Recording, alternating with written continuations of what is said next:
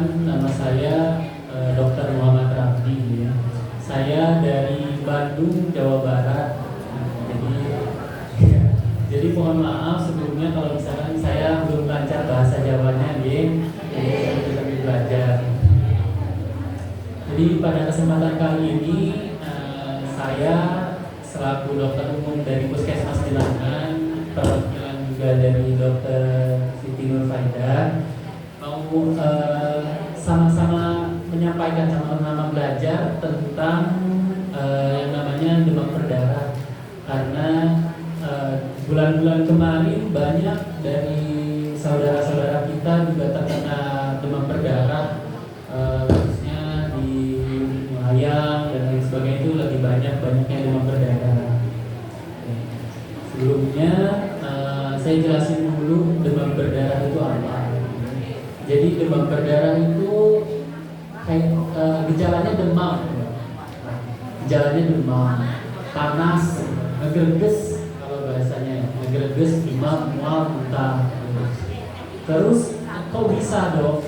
Kenapa bisa ada demam berdarah? Demam berdarah itu dari virus yang ditularkan dari nyamuk. Jadi bukan ada orang yang batuk, pilek, bersin-bersin terus ketular, enggak. Ketularnya itu dari nyamuk. Nyamuknya itu mencucuk terus menghisap darah kita. Ketika nyamuknya lagi menghisap darah, dia mengeluarkan virusnya. Lalu ditanya nyamuknya seperti apa dong? Karena kan jenis nyamuk banyak ya. Bisa dilihat jenis nyamuknya yang warnanya belang-belang hitam putih di bagian belakangnya.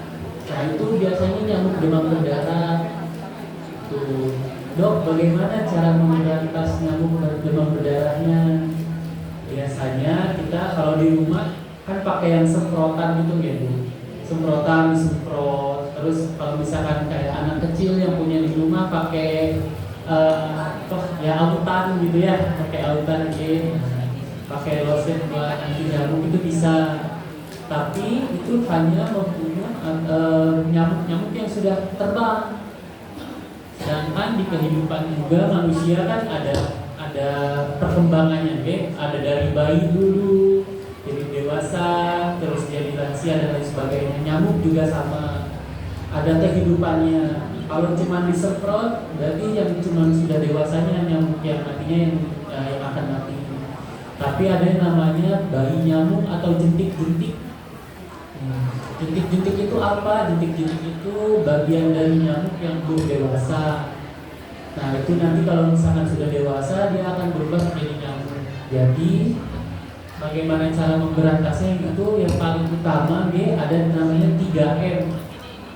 Dia menguras, mengubur, sama menutup. Mengurasnya apa dok yang dikuras? Air mandi, bak mandi, misalkan yang sudah menggenang. Kalau misalkan dilihat pakai senter, biasanya ada yang udet-udet di air. Nah itu namanya jentik-jentik, itu bahaya. Terus menutup bagian-bagian yang ada air genangannya, sama satu lagi tadi menutup, menguras, sama mengubur. Nah terus biasanya nih di rumah ada nggak ibu-ibu atau anak-anaknya yang kalau misalkan di kamarnya suka ngegantung baju. Nah itu kalau misalkan dikeprak-keprak bajunya, itu nyamuk keluar semua gitu. Nah makanya di rumah kalau misalkan ada baju yang dicantol gitu di belakang pintu, sering-sering dikeprak atau diturun-turunin, karena itu sarang nyamuk juga, bukan cuma yang air menggenang. Itu buat pencegahannya. Lalu kadang ada yang nanya, dok bisa nggak di fogging? Terus nih dok bisa nggak di fogging kak? Kalau di fogging itu udah paling akhir, udah istilahnya pencegahan yang paling akhir. Itu deh paling, kalau misalkan memang satu wilayah, misalkan di Jenangan atau di Wates atau di Layang itu jumlahnya sudah meningkat, biasanya dari puskesmas atau desa setempat ada fogging. Cuma itu yang paling akhir banget. Jadi buat ibu-ibu di rumah biasanya pencegahannya itu. Nah yang mau saya bahas sebenarnya adalah kayak gini, biasanya kalau demam itu kan nggak enak ya Bu, ngegerges dan lain sebagainya, terus keringetan malah dan lain sebagainya. Yang paling kita waspadai itu sebenarnya dari demam berdarah ini bukan demamnya, tapi ada yang namanya perdarahan pada saat demam. Yang kita tahu nih, misalkan kalau misalkan dia demam berdarah, ada yang namanya trombosit. Trombositnya turun dok. Trombosit itu fungsinya buat stop pendarahan. Kalau misalkan pendarahannya turun, trombositnya turun, ya berarti ditakutkan ada pendarahan. Nah, kalau misalkan ibu-ibu gejalanya apa sih? Misalkan dok, saya demam tapi baru 1 hari, belum tentu itu demam berdarah. Biasanya demam berdarah itu bisa sampai 1 minggu demamnya.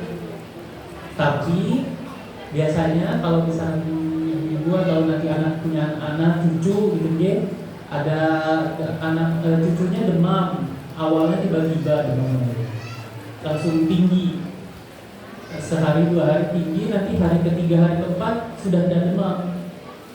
Nah, ketika sudah ada demam itu yang paling bahaya tuh. Jadi jangan istilahnya jangan tenang-tenang aja kalau demamnya udah hilang.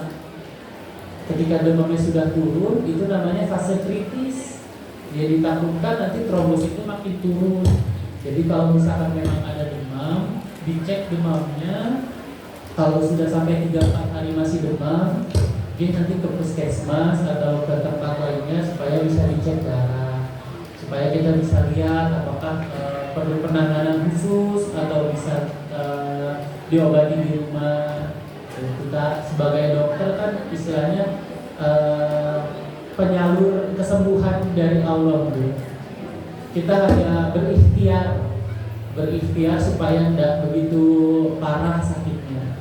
Cuma ya tetap berarti kalau misalkan ada sakit, ada apa, tetap minta kesembuhan, berdoanya ke Allah. Terus yang mau disampaikan lagi itu adalah keluhan-keluhan lainnya biasanya muncul kayak tadi sudah demam, nyeri kepala bisa ada dok, bisa misalkan kayak gitu, misalkan ada cenut-cenut gitu. Kalau misalkan itu cengeng gitu, biasanya cengeng gitu, terus ada mual kayak gitu tuh bisa, karena itu sebuah gejala juga untuk demam berdarah. Terus kalau misalkan memang diperlukan untuk pengobatan nih, yang paling diobati itu sebenarnya cairan. Jadi intinya kalau misalkan lagi demam, apapun demamnya, di rumah itu paling bagus memang minum air putih yang banyak. Jadi misalkan lagi demam, minum air putih yang banyak. Mungkin cukup sekian informasi yang bisa saya sampaikan mengenai demam berdarah. Alangkah lebih baiknya ketika saya membuka pertanyaan, kalau misalkan memang ada yang ingin ditanyakan beberapa pertanyaan, kita ada yang mau ditanyain? Mau. Yang tadinya gejala cengang-cengang itu antaranya berapa hari kok? Umpamanya yang cengang-cengang menurut gejala itu sampai kira-kira berapa hari?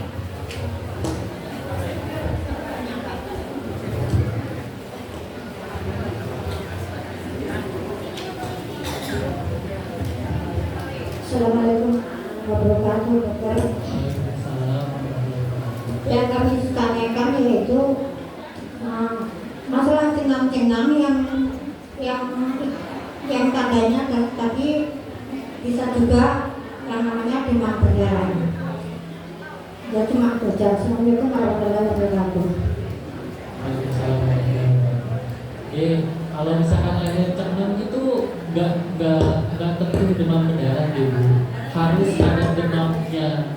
Jadi kalau memang misalkan gerges demam, ya itu berarti tandanya. Tapi bukan berarti tanda yang signifikan atau tanda yang benar-benar akan menjadi demam berdarah. Tapi kalau misalkan memang rasa cengangnya itu lewat cengangnya sampai berlangsung lama, coba dikontrol ke puskesmas. Siapa tahu memang dari tensinya yang tinggi atau kolesterolnya atau gulanya. Jadi kalau misalkan demam berdarah, ya mungkin salah satu gejalanya bisa cengang, tapi tidak selalu cengang. Yang paling utama itu demamnya. Buat ada yang mau ditanyain lagi? Monggo.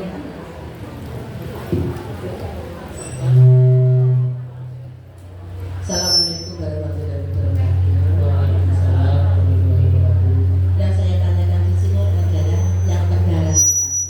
Pendarahan itu lewat bintik-bintik atau lewat jalan yang lain? Bisa saya terima kasih. Assalamualaikum warahmatullahi wabarakatuh. Waalaikumsalam warahmatullahi wabarakatuh. Ini langsung saja deh. Boleh. Ya, dilanjut. Saya mau bertanya, itu nyamuknya yang demam berdarah itu menetasnya di air yang di mana?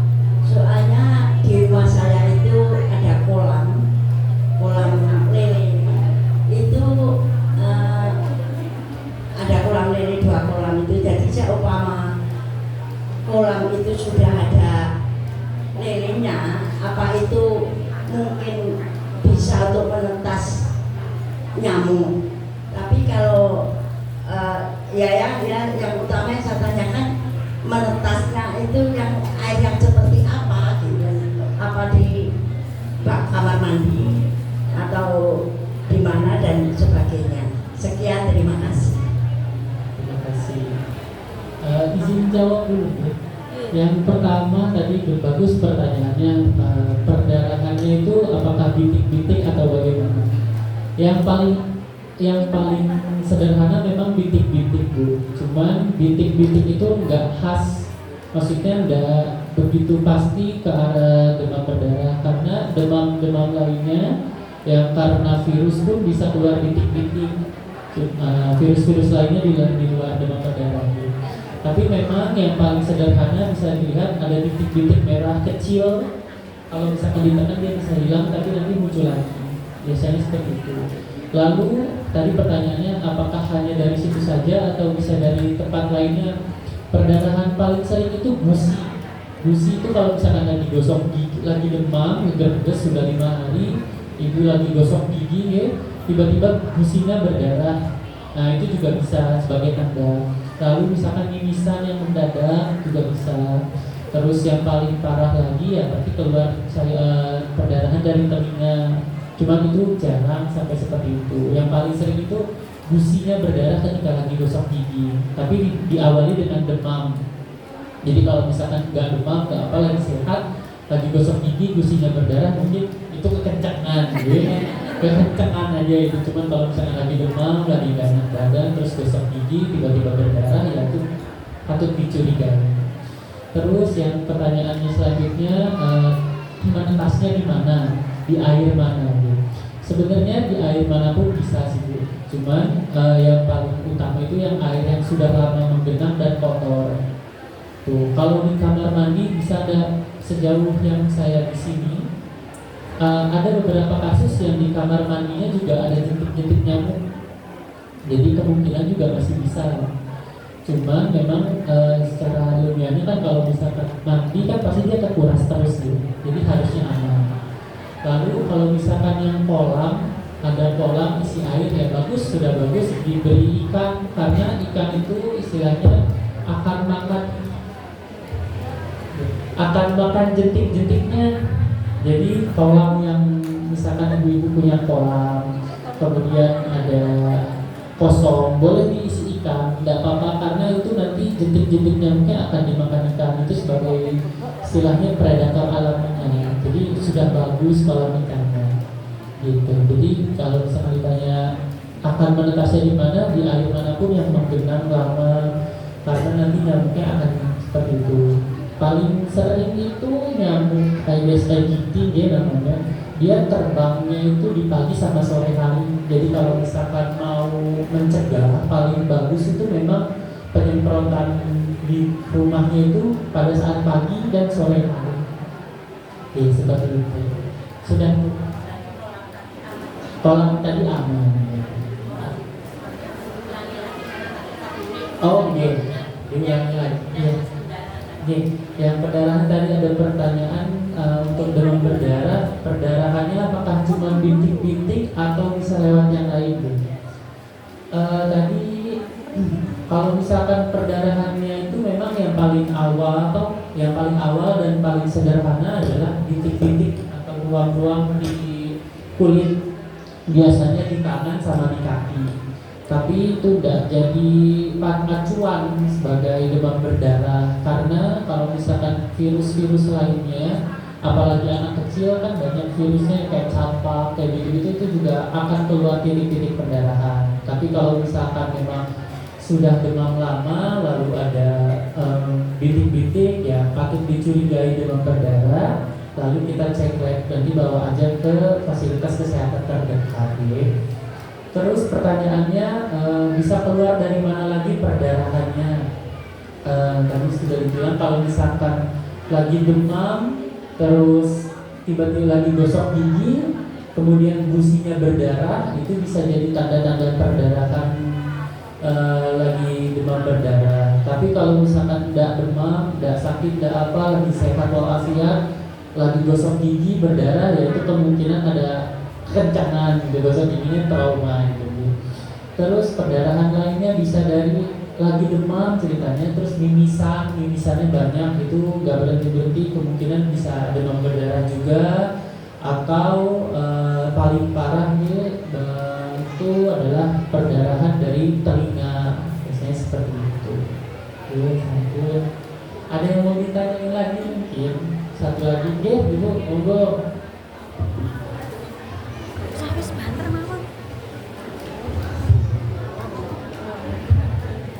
Assalamualaikum warahmatullahi wabarakatuh. Saya Bu Sunarti dari Lampung Jambu. Boleh bertanya penyakit yang lain, Dok? Kalau boleh, begini, Dok. Apa penyebab sakit kepala vertigo katanya? Katanya vertigo, saya. Apa penyebabnya dan bagaimana penanggulangannya? Karena saya pernah ke ujung-ujung toh.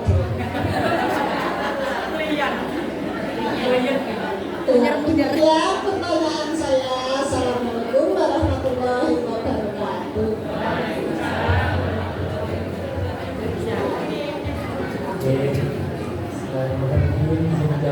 Berarti kalau tadi menggeliang dia Bu, muter itu dia. Ini berarti vertigo. Tadi pertanyaannya kenapa bisa vertigo gitu? Ada banyak jenisnya vertigo sebenarnya Bu. Ada yang dari telinga, ada yang dari saraf otaknya. Nah, kalau misalkan yang paling sering memang itu dari telinga.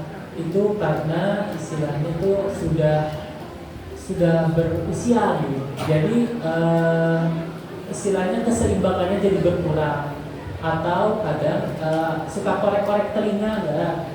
Suka korek-korek telinga, atau misalkan kemasukan air ketika mandi, itu bisa menjadi faktor tuh.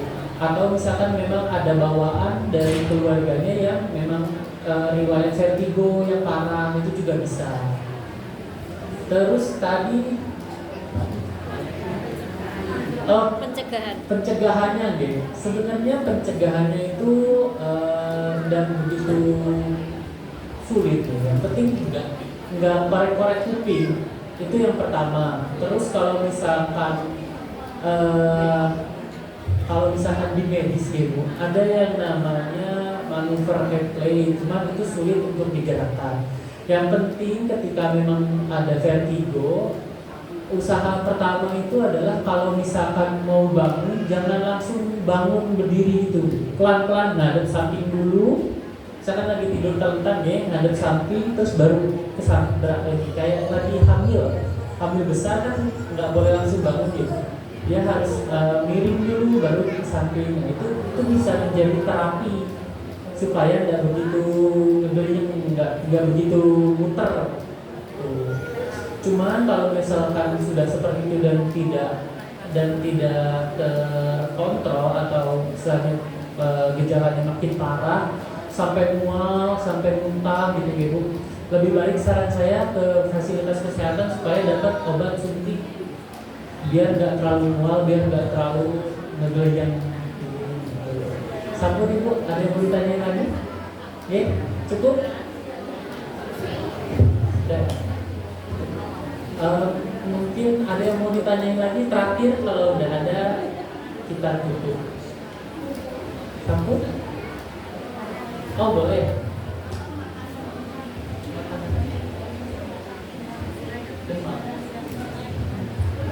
Oh, ada yang nanya tadi kalau misalkan lagi DVD makan apa yang paling gampang atau naikin trombosit gitu.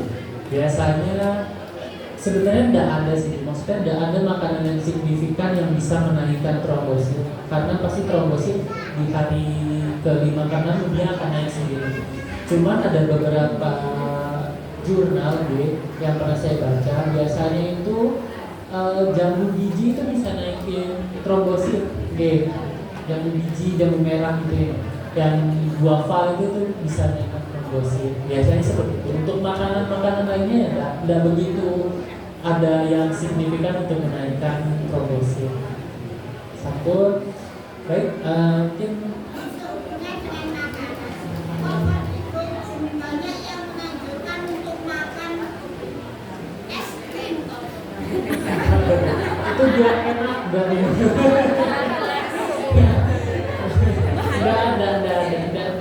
Enggak begitu sampai makan es vertigo makan es krim. Itu biar happy gitu, biar senang gitu. Enggak begitu ya. Alhamdulillah waktunya juga sudah menunjukkan 10:30. Saya tutup, semoga ilmu yang saya berikan bisa sama-sama buat pelajaran juga baik buat saya, khususnya juga buat ibu-ibu semua. Saya tutup bacaan Alhamdulillah. Wassalamualaikum warahmatullahi wabarakatuh.